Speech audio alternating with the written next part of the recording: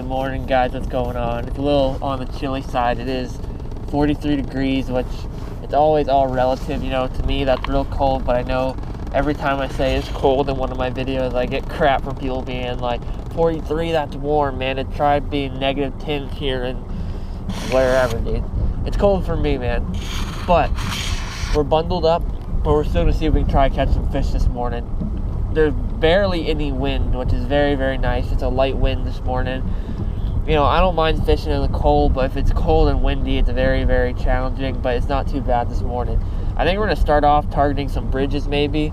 You know, I talked before, I said snook, you know, when it gets cold, they either get down low in the water, they get in deeper water where it takes longer to change, or they wait for the sun to come up and they move on to some flats and try to sun. So we're going to try to target some bridges and see how that works out for us this morning.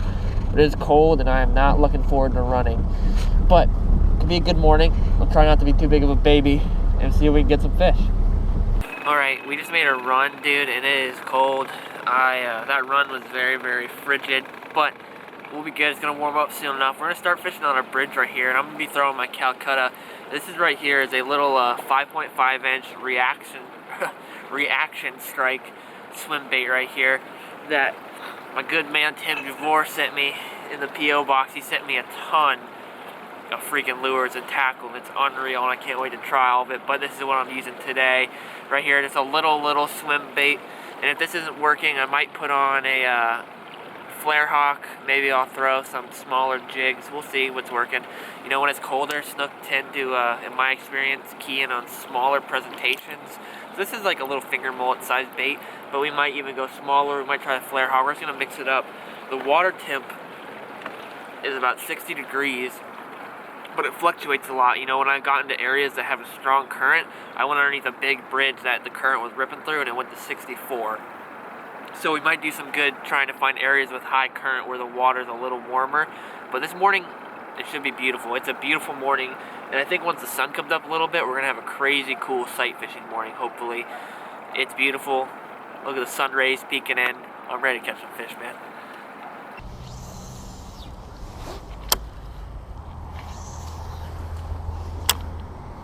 Alright, I'm about to try something that I really have never tried before, so I don't know if it'll work or not. Got my Calcutta, my little 201 17-pound Fluoro, 7'1" rod, medium action, a very, very light tip on this rod, so it'll work for what we're doing here. And what I'm doing is I'm going to see if I can throw a kind of medium to deep diving crankbait underneath this bridge and bash it around the rocks and the bridge pilings and see if it works. You know, I've never tried throwing a crankbait in salt water, but we'll see if it works, man. I don't know why it wouldn't, but I also don't know why it should. But we'll see if it works. I think it could be good. Kind of just get it down there and bounce it off the rocks and the oysters down there. Hopefully it doesn't get caught. But I think with the snook keying in on a smaller presentation right now when it's cold, this could do some work. We'll see.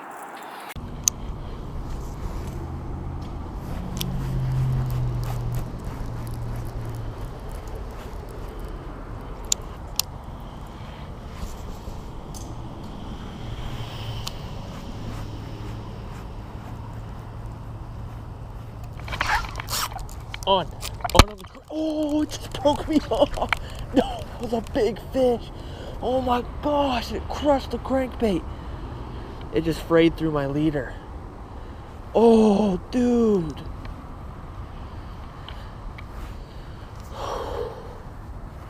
Gosh.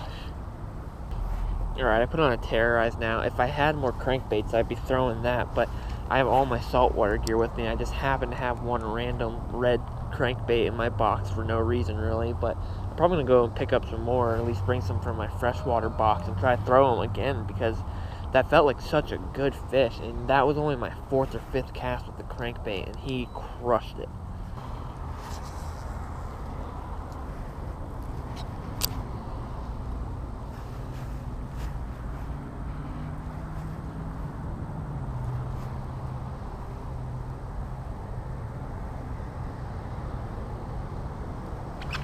On.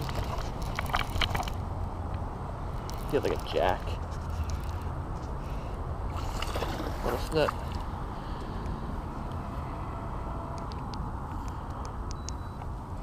I did not bring the net with me today. I forgot it because I cleaned the boat out yesterday.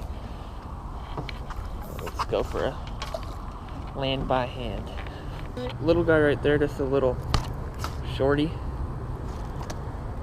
And pop this out. Alright, little shrimp snook to start the morning right there. Probably only 13 inches long, but it's good to at least catch a fish and see that the terrorize is working.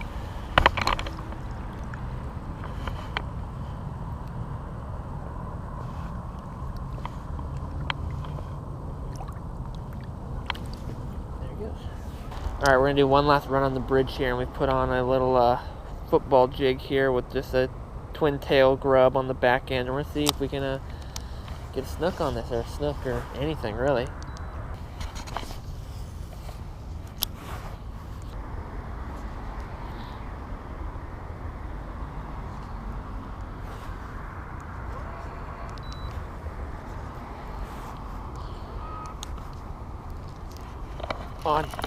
On the jig, on. What do I got? Snook? Yeah.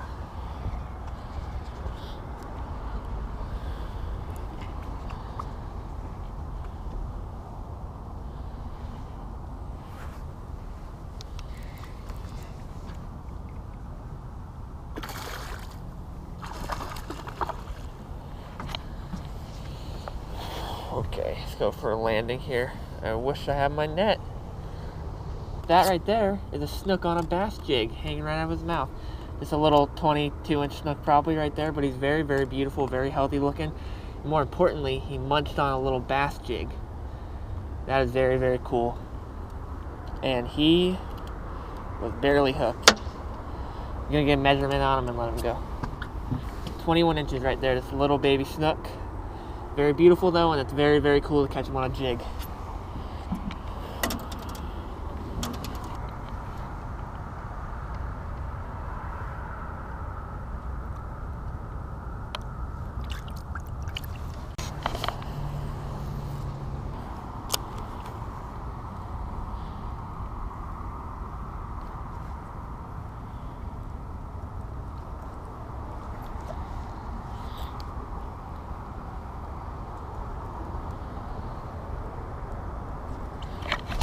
Oh, I feel like a good fish. Oh, he just freaking came off. Gosh, what just happened?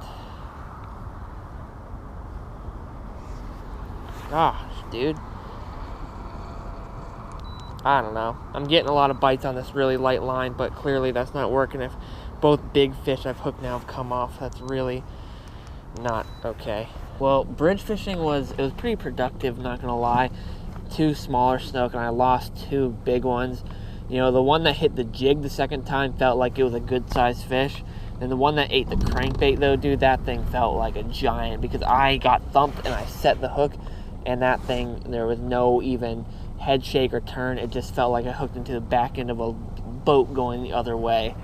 I assume it was probably just a big, big, giant snook. But, you know, it's always a bummer losing fish like that. And it's a hard thing to judge because I was using 17-pound fluorocarbon, no leader, and I was getting a lot of bites. But who's to say? But I got broken off twice by the 2 big fish that I hooked. And then I put on the 30-pound leader, and I fished for about another 20 minutes and didn't get a single bite. So it's hard to justify, you know, what's wrong or what's right. But, you know, as a good sportsman, and trying to take care of, you know, the water and where we live in, it's just not good to break off a bunch of times and leave hooks and leave line in the water. So sometimes you got to sacrifice, you know, getting that bite, because besides, even though I got the bite, I didn't land either of those big fish, so it wouldn't matter anyways, you know. So next time, definitely gonna start with a heavy leader, but only probably 25 or 30 pounds, and just help a little bit. The problem is, you know, with snook, they have such a abrasive mouth, and for you guys who've never caught snook, you've probably caught bass. It's very similar mouth to a bass, but it's much rougher. You know, it's like sandpaper, how there's 80 grit that's really rough, and then there's 200 grit that's like very fine and thin. But the leader will make a difference, because if you have 17-pound test, you know, if I were to hook a snook out in the open out here on 17-pound test, I could catch a 30-pound snook on 17, just because I could go really light and fight him. But when you're in the bridges and you either have to turn his head or he's going to cut you off on an oyster and you don't have the power to turn him, there's nothing you can really do about it. But that being said, the sun is finally starting to come up. We're gonna throw the cooler up front and start sight fishing and hopefully catch some snook doing that as well. All right, it is slowed down a little bit. I tried to fish kind of the sandbar areas and flats where I thought these snook would be coming up and sunning, but did not see any snook and caught one little tiny cuda. It was like 20 inches long, but very, very slow. So I think we're gonna go back to fishing some bridges because we were catching fish doing that earlier, but we got our leader beefed up now because I'm not being a dingus. And we're gonna throw that jig, that bass jig around and see if that'll work. I have a few other ones. If that doesn't work, we'll try some terrorize, maybe some flare hawks, some swim baits. I don't know, but we're gonna hit some bridges for a little bit to close out the day, I think, because that's what worked earlier. So we're gonna see if that pattern will keep holding up.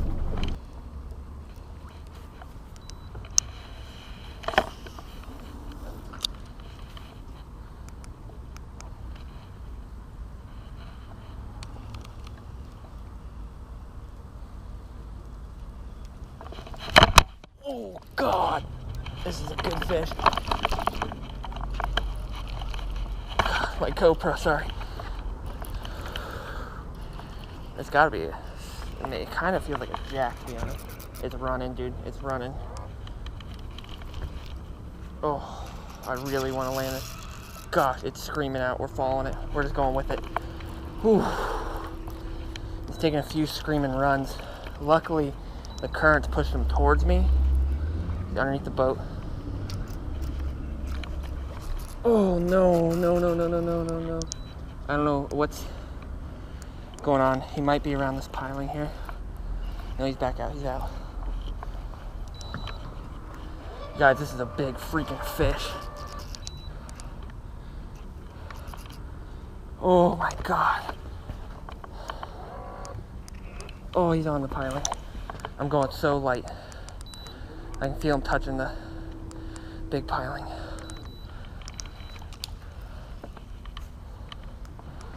Okay.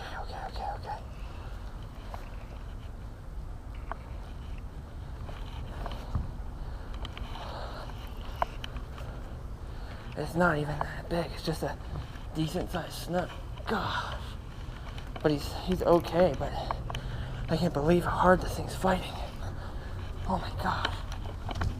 Oh, he's gonna break my freaking rod.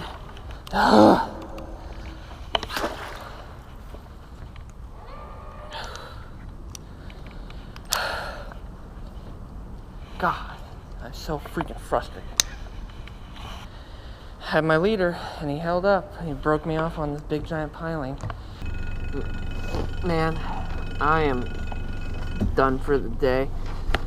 I'm frustrated. Typically, I don't get frustrated fishing very easily, and I'm typically very easygoing. It's one of those things, you know, you lose a fish, it happens. But today, to lose 3 big fish, all on very unique ways. I was catching them 2 on jigs and 1 on a crankbait. And that last fish, too, I saw him. You know, he wasn't a giant, but he wasn't a little fish either. He's probably about 32 to 34 inches, snook about, I don't know, that big. However big 34 inches is. And he was running me through the pilings, dude, and I thought my rod was gone. I thought that new rod was gonna snap, and he had it stretched around the piling, and he finally just snapped me off on the leader. It's just frustrating, man, losing good fish like that, and it's hard for me because I'm trying to show you guys fish, and that's what helps get these videos made, is me being able to show you fish. And when you lose 3 fish that all would have been awesome fish to show to the camera, it really sucks sometimes. But that's just how fishing is, man. You lose fish. The finesse tactic, though, on that little bait caster right here, it was working, man. It was getting hammered and it was getting bit, but I was losing the big ones. So I know a medium heavy rod probably would have been helpful. That's just a medium I'm throwing on that. It's just frustrating, man, because heavier gauge line and a heavier rod, I probably would have got less bites, but have done better at keeping the fish on. So it's like, how do you weigh what's right and what's wrong, what to do, where, you know, less bites, but you might not land the fish, less bites, but you'll have better luck landing the fish, or more bites, but it's really difficult to land them. It's just hard to say, but it was a good day regardless, and at least caught a few snook and a little cuda, and got to have some action and really hooking on some big fish. But I'm tired, I'm frustrated, I'm going in. See you guys.